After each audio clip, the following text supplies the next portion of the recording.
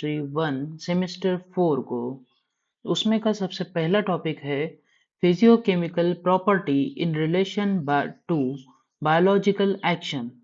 Physiochemical property यानी होता है कोई भी फिजिकल और केमिकल उन दोनों की कंबाइन प्रॉपर्टी। जैसे उसमें फिजिकल प्रॉपर्टी भी होगी, मतलब कलर ऑर्डर टेस्ट भी होगा, और केमिकल प्रॉपर्टी मीन्स वो कोई केमिकल रिएक्शन से बन रहा होगा या उस कोई केमिकल रिएक्शन से टूट रहा होगा। उसमें भी in relation to biological action. Biological action यानी क्या बोलेंगे हम कि बायोलॉजिकल एक्शन यानी ह्यूमन बॉडी के अंदर होने वाली रिएक्शंस। ऐसी फिजिको केमिकल प्रॉपर्टीज को हमको पढ़ना है। तो सबसे पहले है आयोनाइजेशन। तो आयोनाइजेशन यानी क्या होता है, किसी भी एक कंपाउंड का टूटना उसके आयोनाइज फॉर्म में। यानी हमने यहाँ पे ले लिया है वाटर।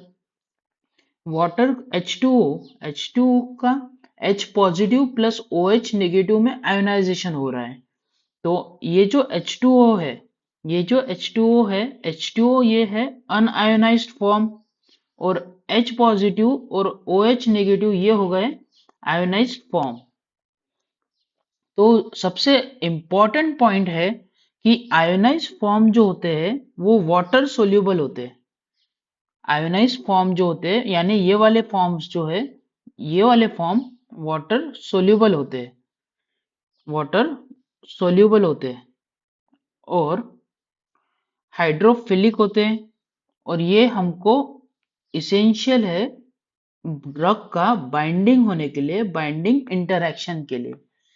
और अनआयोनाइज्ड फॉर्म अगर देखते हैं हम, अनआयोनाइज्ड फॉर्म ये लिपिड सोल्यूबल होते हैं और लिपोफिलिक इन नेचर होते हैं और क्रॉस सेल मेम्ब्रेन करने के लिए वो इंपॉर्टेंट होते हैं। इसी में हेंडरसन हेसलबेच इक्वेशन दिया गया है जो कि फॉर एसिड है pK minus pH is equal to log of unionized form upon ionized form, और फॉर बेस है pK minus pH log ionized form upon unionized form. तो चलिए हम देखते हैं थोड़ा डीपली कि आयोनाइजेशन यानी होता क्या है। तो आयोनाइजेशन यानी सबसे इंपॉर्टेंट सबसे पहले हो गया H2O को हमने ब्रेक किया H positive plus OH negative में, यानी आयोनाइज, अनआयोनाइज और आयोनाइज्ड फॉर्म में। और जब भी हम एक हमारी ह्यूमन बॉडी लेते हैं,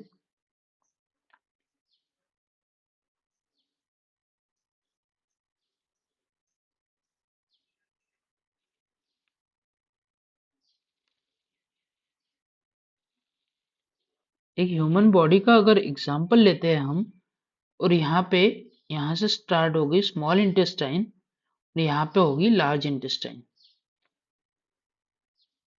तो सपोज ये कोई एक ड्रग हमने खाया है, तो वो ड्रग सबसे पहले जाएगा स्टमक में। कहा जाएगा? यहाँ पे स्टमक में। फिर वो स्टमक में जाने के बाद स्टमक में है HCl।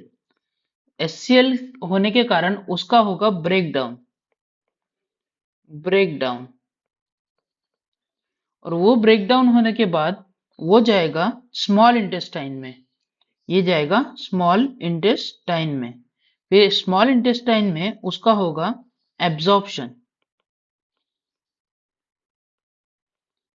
एब्जॉर्प्शन होगा स्मॉल इंटेस्टाइन में। तो इस प्रकार, और फिर होगा उसका, फिर वो एब्जॉर्प्शन होगा। एब्जॉर्प्शन ये स्टमक में भी हो सकता है। अगर एसिडिक ड्रग है तो स्टमक में एब्जॉर्प्शन होगा, क्योंकि हम बोलते हैं कि लाइक डिजोल्व लाइक। यहाँ पे एसिड है और यहाँ पे भी एसिड है, तो ये लाइक डिजोल्व लाइक होगा। और स्मॉल इंटेस्टाइन में एब्जॉर्प्शन होगा बेसिक ड्रग का एब्जॉर्प्शन। और फिर होगा एक्सक्रीशन, आखिरी में होगा एक्सक्रीशन। तो आयोनाइजेशन का बैलेंस होना बहुत ज्यादा जरूरी है बॉडी में।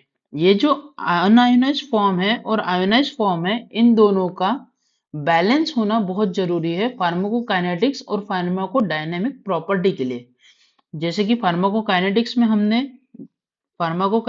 हमने क्या देखा था? एडीएमई स्टडी देखा था। फार्माकोकाइनेटिक्स में ADME, absorption, distribution, metabolism and excretion देखा था। और डायनेमिक्स में, फार्माकोडायनेमिक्स में उसकी पावर देखी थी।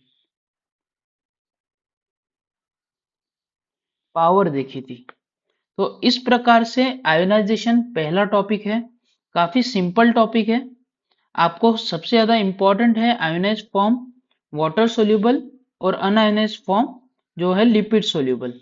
ये इसको समझना, कहाँ पे वो बाइंडिंग के लिए जरूरी है और कहाँ क्रॉस सेल मेम्ब्रेन को क्रॉस करने के लिए जरूरी है। तो thank you, this is today's video. Thank you for watching my video.